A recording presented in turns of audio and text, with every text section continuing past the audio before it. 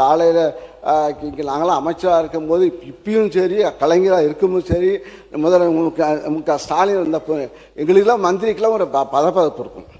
காலையிலே 6 மணிக்கெல்லாம் போகணும்.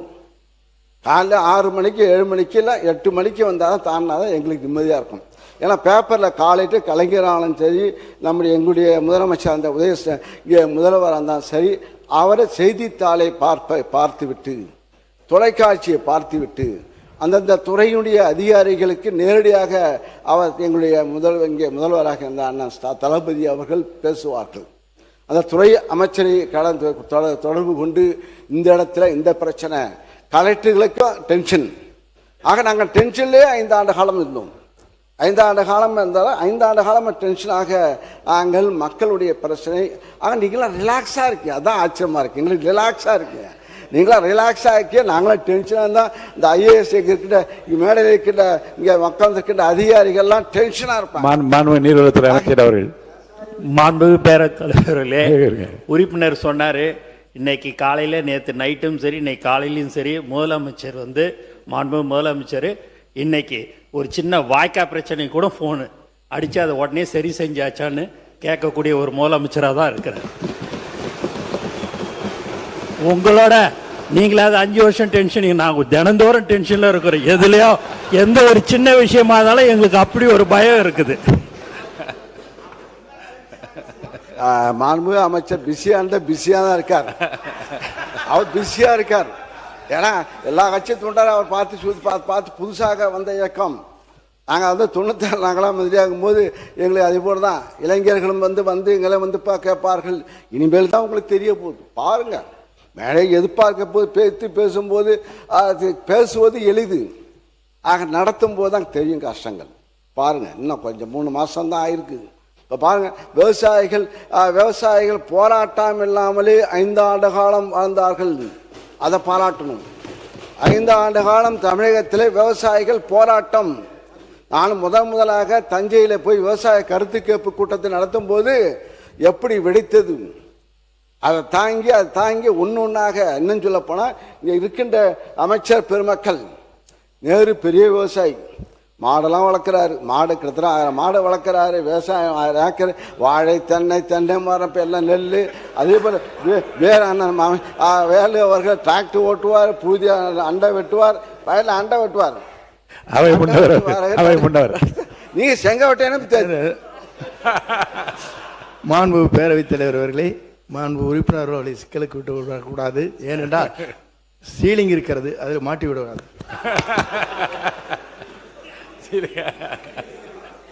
ஆயிரக்கணக்கான ஏக்கர் அப்ப இருந்தது. இப்ப செங்கோட்டைக்கு எவ்வளவுக்கு கணக்கு பார்த்தா தெரியும். அமைச்சர் செங்கோட்டை அவரு சென்னை விவசாயி. அவர் போன சட்டத்துறை அமைச்சர் அவர்கள்.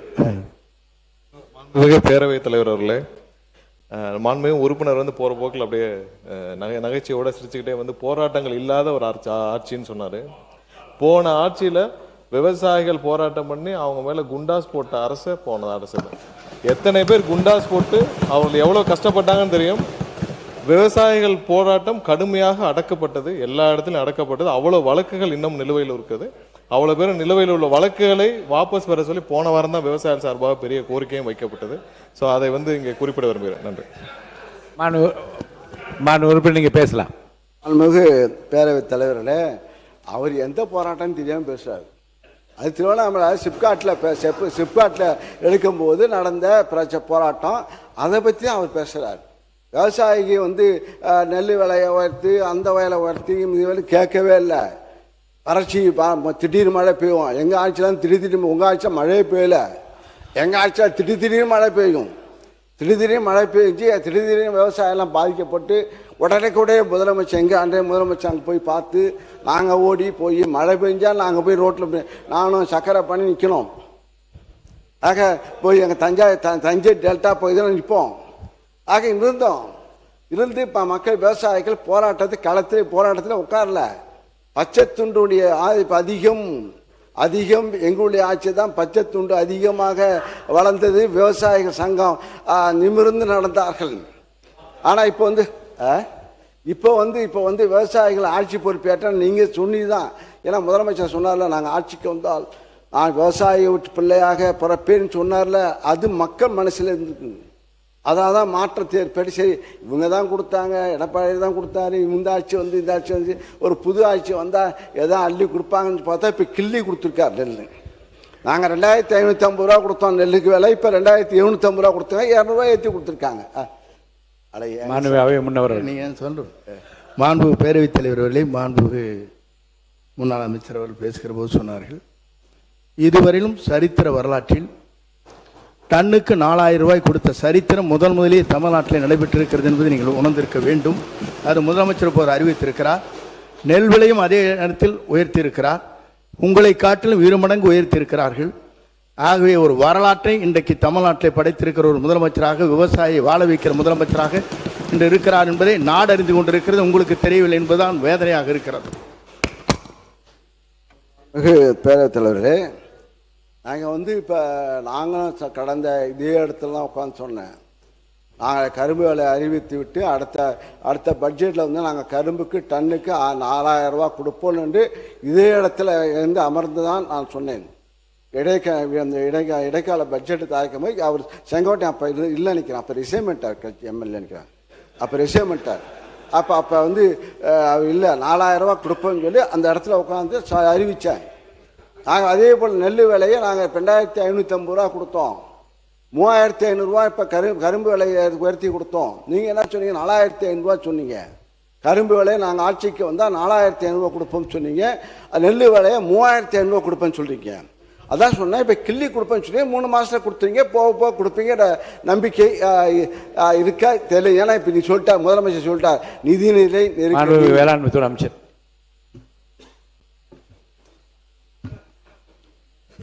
இருந்தாலும் புள்ளி ஓரமா சொல்லணும். மாண்புமிகு பேரவைத் தலைவர் அவர்களே, கடந்த ஆட்சியில் நெல்லுக்கு வந்து 2500 ரூபாயும் கரும்பிற்கு 3500 ரூபாயும் உயர்த்தி தருவதாக அவர்களின் தேர்தல் அறிக்கையில் தெரிவித்திருந்தார்கள். எனினும் கடந்த 5 ஆண்டுகால ஆட்சியில் நெல் மற்றும் கரும்பிற்கான ஊக்கத்தொகையினை அவர்கள் தேர்தல் அறிக்கையில் தெரிவித்தவர் ஒரே ஆண்டில மட்டும் அவங்க உயர்த்தவே இல்லை. நெல்லுக்கான ஊக்கத்தொகை சாதாரண ரக நெல்லை பொறுத்தவரை 2021-22 ஆண்டில் ஒன்றிய அரசால் அறிவிக்கப்பட்ட குறைந்தபட்ச ஆதரவு விலையான 1940 ரூபாயுடன் ஊக்கத்தொகையாக குண்டால் ஒன்றுக்கு 75 ரூபாய் அறிவித்து மொத்தம் 2015 ரூபாய் வழங்கினார்கள். அதே 2022-23 ஆண்டில் ஊக்கத்தொகை எதுவுமே அவங்க உயர்த்தவும் இல்லை. அதே மாதிரி 2023-24 ஆண்டில் ஊக்கத்தொகையாக குண்டால் ஒன்றுக்கு 7 ரூபாய் மட்டும் உயர்த்தி 82 ரூபாயை ஊக்கத்தொகையை வழங்கினார்கள். அதே மாதிரி 2024-25 ஆண்டில் ஊக்கத்தொகையாக குண்டால் ஒன்றுக்கு 23 ரூபாயை உயர்த்தி 105 ரூபாயை ஊக்கத்தொகையை வழங்கினார்கள். 2025-26 ஆண்டில் ஊக்கத்தொகையாக குண்டால் ஒன்றுக்கு 26 ரூபாய் உயர்த்தி 131 ரூபாயாக ஊக்கத்தொகை வழங்கப்பட்டது. ஆனால் இந்த அரசு நம்ம மாண்புமிகு முதலமைச்சர் தலைமையில் பொறுப்பேற்ற நாள் முதல் இந்த 3 மாதத்தில் சாதாரண ரெல் நகை குண்டால் ஒன்றுக்கு 28 ரூபாய் கூடுதலாக உயர்த்தி ஊக்கத்தொகையை 159 ரூபாயை உயர்த்தியுள்ளோம். இதன் மூலம் விவசாயிகள் ஒரு குண்டால் ஒன்றுக்கு சாதாரண ரக நெல்லுக்கு ரூபாய் 2500 ரூபாய் இப்ப பெறுவார்கள். சன்ன ரக நெல்லை பொறுத்தவரை 2021-22 ஆண்டில் ஒன்றிய அரசால் அறிவிக்கப்பட்ட குறைந்தபட்ச ஆதரவு விலையான 1960 ரூபாயுடன் ஊக்கத்தொகையாக குண்டால் ஒன்றுக்கு 100 ரூபாய் அறிவித்து மொத்தம் 2060 ரூபாய் வழங்கினார்கள். இதே போல 2022-23 ஆண்டில் எந்த ஒரு ஊக்கத்தொகையும் அவர்கள் ஆட்சி காலத்தில் உயர்த்தவில்லை.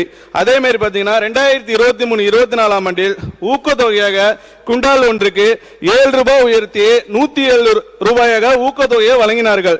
2024-25 ஆண்டில் ஊக்கத்தொகையை குண்டால் ஒன்றுக்கு 23 ரூபாய் உயர்த்தி 130 ரூபாயை ஊக்கத்தொகையாக வழங்கினார்கள். நம்ம 2025-26 ஆண்டில் ஊக்கத்தொகையாக குண்டால் ஒன்றுக்கு 26 ரூபாய் உயர்த்தி 156 ரூபாய் ஊக்கத்தொகையாக வழங்கப்பட்டது. ஆனால் இந்த அரசு நமது மாண்புமிகு தலைமையில் பொறுப்பேற்ற 3 மாதத்தில் சன்ன ரக நெல் குண்டால் ஒன்றுக்கு 130 ரூபாய் கூடுதலாக உயர்த்தி ஊக்கத்தொகை 289 ரூபாயாக உயர்த்தி இருக்கும். இதன் மூலம் விவசாயிகள் ஒரு குண்டால் ஒன்றுக்கு சன்ன ரக நெல்லுக்கு ரூபாய் 2750 ரூபாய் வரை பெறுவார்கள். அதே மாதிரி கரும்பை பத்தி சொன்னாங்க. மாண்புமிகு பேரவைத் தலைவர்களே, கரும்பிற்கான ஊக்கத்தொகை கடந்த அவங்க ஆட்சி காலத்தில் 2021-22 அறவை பருவத்திற்கு ஒன்றிய அரசால் அறிவிக்கப்பட்ட நியாயமான மற்றும் ஆதார விலையாக மெட்ரிக் டன் ஒன்றுக்கு 2755 ரூபாயுடன் சிறப்பு ஊக்கத்தொகை 135 ரூபாய் அறிவித்து மொத்தம் 2950 ரூபாய் அவர்கள் ஆட்சி காலத்தில் வழங்கினார்கள். 2022-23 ஆண்டில் அறவை பருவத்தில் ஊக்கத்தொகை எதுவுமே உயர்த்தவில்லை. அதே மாதிரி 2023-24 ஆண்டில் பார்த்து அறவை பருவத்தில் பார்த்தீங்கன்னா ஊக்கத்தொகையாக குண்டால் ஒன்றுக்கு 20 ரூபாய் மட்டும் உயர்த்தி 215 ரூபாயை ஊக்கத்தொகையாக வழங்கினார்கள். அதே காலகட்டத்தில் 2024-25 ஆண்டில் பார்த்தீங்கன்னா அறவை பருவத்தில் ஊக்கத்தொகை குண்டால் ஒன்றுக்கு 131 ரூபாய் உயர்த்தி 349 ரூபாயாக ஊக்கத்தொகை வழங்கினார்கள். 2025-26 அறவை பருவத்திற்கு ஒன்றிய அரசால் அறிவிக்கப்பட்ட நியாயமான மற்றும் ஆதாய விலைய மெட்ரிக் டன் ஒன்றுக்கு 3290 ரூபாய் 50 காசுடன் சிறப்பு ஊக்கத்தொகை முதல் ஆண்டிலே கூடுதலாக 360 ரூபாய் 50 காசுடன் சேர்த்து சிறப்பு ஊக்கத்தொகை 709 ரூபாய் 50 காசாக உயர்த்தப்பட்டுள்ளது. இதன் மூலம் விவசாயிகள் டன் ஒன்றுக்கு 4000 ரூபாய் கரும்பு விலையாக பெறுவார்கள். மாண்புமிகு பேரவைத் தலைவர்களே, இதனால் நெல்லுக்கும் கரும்புக்கும் ஒரே ஆண்டில் ஊக்கத்தொகையை தமிழ்நாட்டின் வரலாற்றிலே இந்த அளவுக்கு உயர்த்தியது நம்ம மாண்புமிகு தமிழக முதல்வர் அவர்களின் தாவேக அரசு மட்டும் என்பதை பெருமிதத்துடன் தெரிவித்துக் கொள்கிறேன். மாண்புமிகு உறுப்பினர் நீங்கள் தொடர்ந்து பேசுங்க. மாண்புமிகு பேரவைத் தலைவரே, இதை நாங்கள் தான் கொடுத்துட்டோம். இது ஏன் இவ்வளோ தூரம் படிச்சுக்கிட்டுன்னு நாங்கள் எங்களுடைய தேர்தல் அறிக்கை சொன்னோம். 2500 ரூபா நெல் கொடுப்போம்னு சொன்னோம். கரும்புக்கு 4000 கொடுப்போம் சொன்னோம். அது நாங்கள் எங்களுடைய ஆட்சி முடியும் போது 2555 சன்ன ரகத்தை நாங்கள் உயர்த்தி கொடுத்துருக்கின்றோம். படிப்படியாக கொடுத்தோம். நீங்கள் 3500 சொல்கிறீங்க. இப்போ நீங்கள் சொன்ன வார்த்தையில தான் இப்போ மக்கள் அதிகமாக நம்பிட்டாங்க விவசாயிகள்.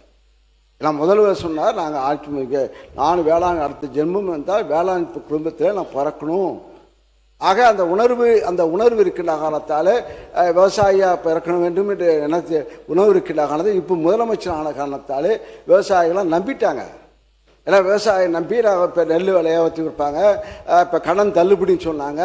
நாங்கள் கிட்டத்தட்ட இப்போ கலைஞர் தான் முதலாக 7000 கோடி 96-இல் 7000 கோடி தள்ளுபடி பண்ணார். அப்போ விவசாயிகள் ஒரு பைசாவுக்காக போராடிய விவசாயிகளுக்கு பல குண்டடிப்பட்ட சித்தார்கள்.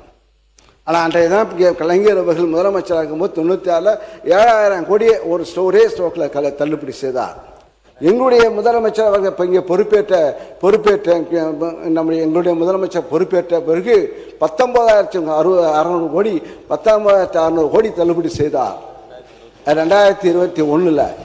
எப்படின்னா 12,000 கோடி இப்போ அங்கே கடன் விவசாய கடன் தள்ளுபடி, அதே போல் இந்த நகை கடனும் தள்ளுபடி சேர்த்து செய்தார்கள். 20,000 கோடி அளவிற்கு அதை தள்ளுபடி செய்த இயக்கம் திராவிட முன்னேற்ற கழகம். எங்களுடைய தலைவர் மு.க. ஸ்டாலின் அவர்கள் தள்ளுபடி செய்தார். மாண்புமிகு பேரவைத் தலைவர் அவர்களே, மாண்புமிகு உறுப்பினர் அவர்கள் சொன்னார்கள் முழுமையாக கடன் தள்ளுபடி செய்தது என்று. இந்திய ரிசர்வ் வங்கியின் 28/11/2025 தேதியிட்ட அரசு கடன் தள்ளுபடி திட்டத்துக்கான வழிகாட்டு நெறிமுறைகளின்படி பயிர்க்கடன் தள்ளுபடிக்கான முழு தொகையும் அரசு 45 முதல் 60 நாட்களுக்குள் முழுமையாக செலுத்த வேண்டும் என்ற அடிப்படையில் தமிழ்நாடு இன்றைய முந்தைய அரசுகளால் பல்வேறு காலகட்டங்களில் அறிவிக்கப்பட்ட தள்ளுபடி திட்டங்களில் கூட்டுறவு நிறுவனங்களுக்கு அரசிடமிருந்து வரவேண்டிய நிலுவைத் தொகை 2006 பயிர்க்கடன் தள்ளுபடிக்கான வட்டி நிலுவைத் தொகை 158 கோடி, 2016 பயிர்க்கடன் தள்ளுபடிக்கான நிலுவை 73 கோடி, 2021 புது நகைக்கடன் தள்ளுபடிக்கான வட்டி நிலுவை 353 கோடி. ஆக மொத்தம் 585 கோடி ரூபாய் நிலுவையில் உள்ளது.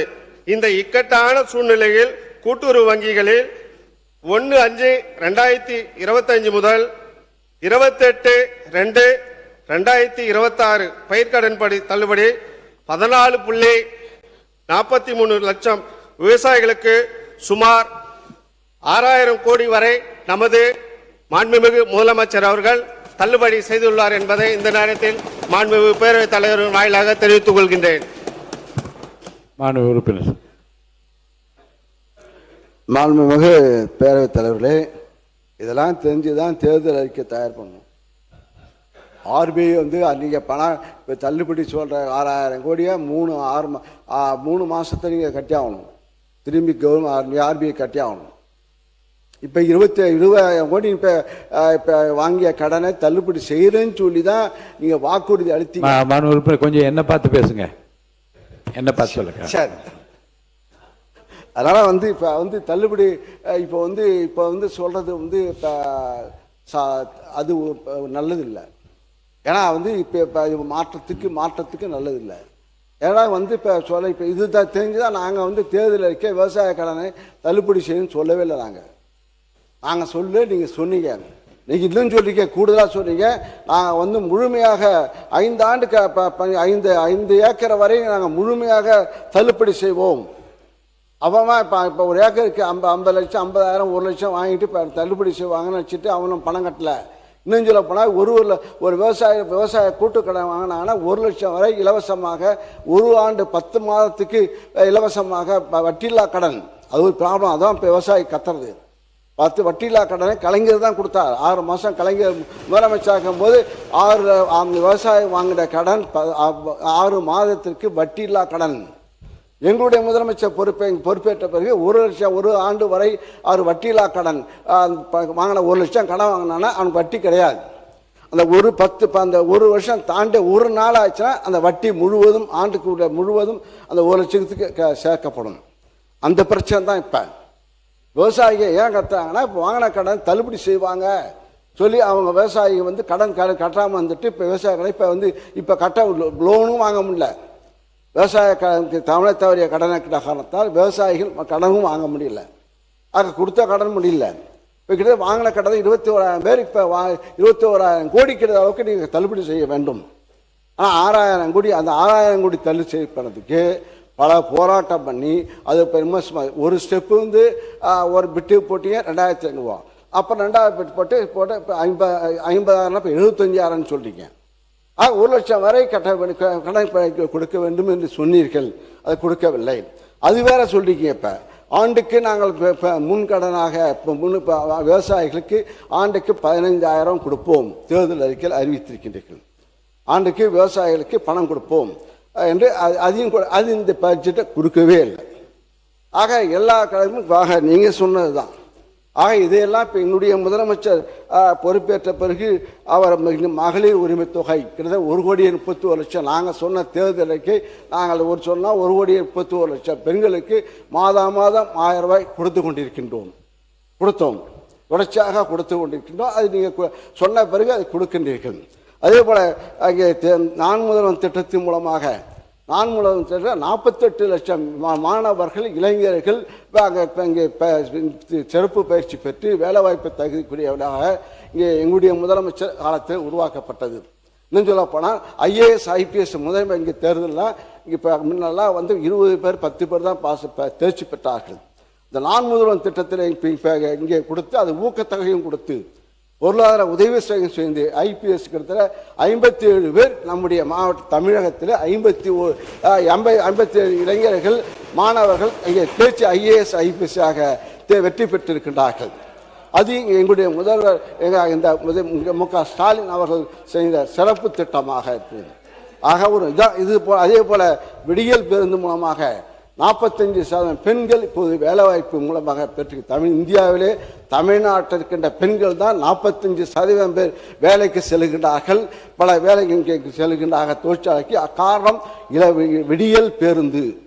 அதை விடியல் எடுத்துட்டு நீங்க மகளிர் பேருந்துன்னு ஆக்கிட்டீங்க. ஆக திட்டத்தை பார்த்திருக்கின்றீர்கள். எங்களுடைய எதிர்கட்சி தலைவர் உதய ஸ்டாலின் அவர் என்னைக்கு பொறுப்பேற்றாரோ அன்றிலிருந்து இரவு பகலாம மழையாக இருந்தாலும் வெள்ளமாக இருந்தாலும் மாற்று இன்னும் சொல்ல போனால் அவருடைய காலத்தில் இங்கே இளைஞர்களுக்கு விளையாட்டு பயிற்சி ஒவ்வொரு ஊராட்சியிலும் விளையாட்டு பொருட்கள் வழங்கப்பட்டு கிரவுண்டு வழங்கப்பட்டு நல்ல ஆரோக்கியமான இளைஞர்களை உருவாக்க வேண்டும், நல்ல இளைஞர்களை உருவாக்க வேண்டும் என்ற நோக்கத்திலே அவர் உழைத்த அவர் ஸ்போர்ட்ஸ் டெவலப்மெண்ட் அந்த டிபார்ட்மெண்ட்டில் அவருக்கு ஊர் பூராக கிராமம் பூராக விளையாட்டு பயிற்சி, அதே போல் வெளிநாடு உலக அளவிலே அங்கே விளையாட்டு போட்டிகளுக்கு தமிழ்நாடு நோக்கி வந்த சாதனை புரிந்தவர் எங்களுடைய எதிர்கட்சி தலைவர் இங்கே ஸ்டாலின் அவர்கள். அவர் மகாபலிபுரத்தில் அவர் ஒரு ஈவெண்ட்ஸ் நடத்த உலக அளவு செஸ் போட்டி, அதே போல் சென்னையிலே இங்கே விளையாட்டு போட்டி நடத்தினார்கள். உலக அளவுக்கு கார் ரேஸ், உலக அளவிலே கார் கலந்து கொள்கிறது. ஆக இவ்வளவு சாதனை செய்கின்றோம். ஆக இப்போ விவசாயிகளும் மகிழ்ச்சியாக இருந்தார்கள். 5 ஆண்டு காலத்தில் விவசாயிகளும் மகிழ்ச்சியாக இருந்தார்கள். இங்கே இருக்கின்ற விவசாய பெருங்குடிக்கு சொல்கிறேன், இங்கே முன்னாள் அமைச்சர் OPS அவரும் விவசாயி தான் நினைக்கிற. OS மணி அடிக்கடி சட்டமன்றத்தில் எழுந்துச்சு எங்களுக்கு அந்த பட்ஜெட் காலத்தில் ஆலோசனை கூறுவார்கள்.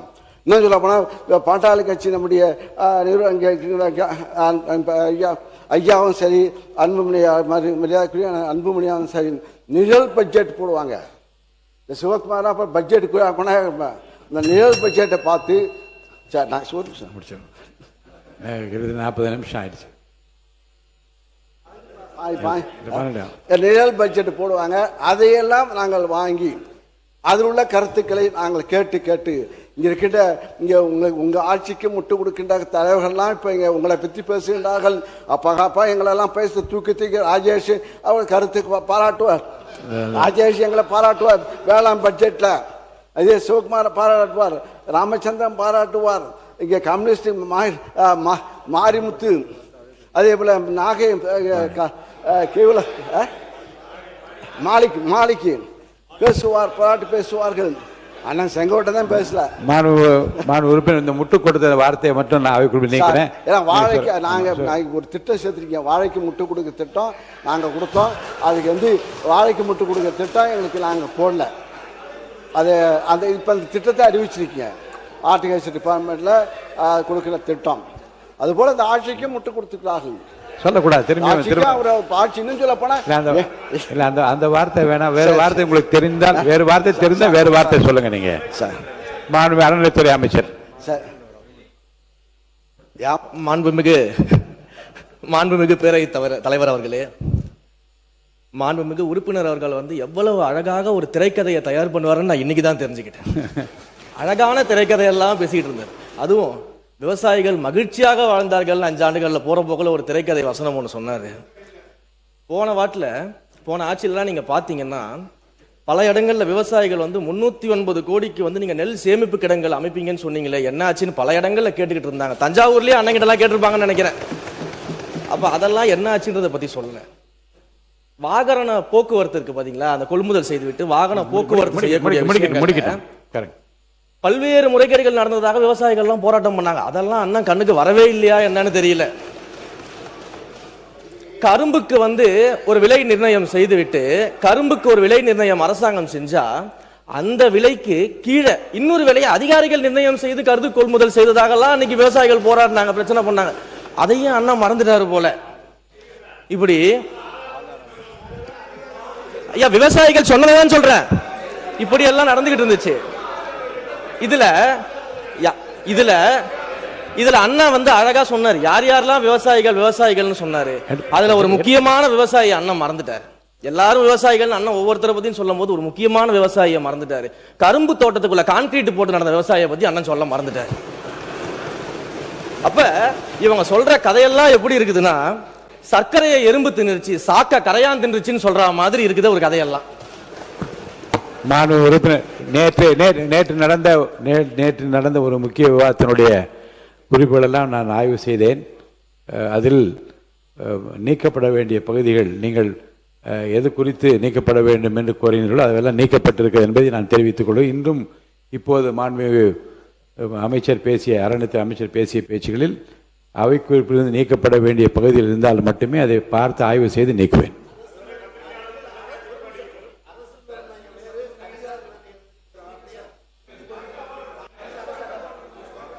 சொல்லுங்க. மாண்பு உறுப்பினர் சக்கரபாணி. சரி அண்ணா ஒரு எடுத்துறேன், பார்க்குறேன், கண்டிப்பாக பார்த்துறேன். மாண்புமிகு பேரவைத் தலைவர் அவர்களே, மாண்புமிகு இந்து சமய அறநிலையத்துறை அமைச்சர் அவர்கள் சென்ற ஆட்சியிலே நெல் சேமிப்பு கிடங்கு எங்கும் கட்டவில்லை என்று ஒரு தவறான தகவலை சபையிலே பதிவு செய்தார். நான் அவருக்கு சொல்லிக் கொள்வது, திராவிட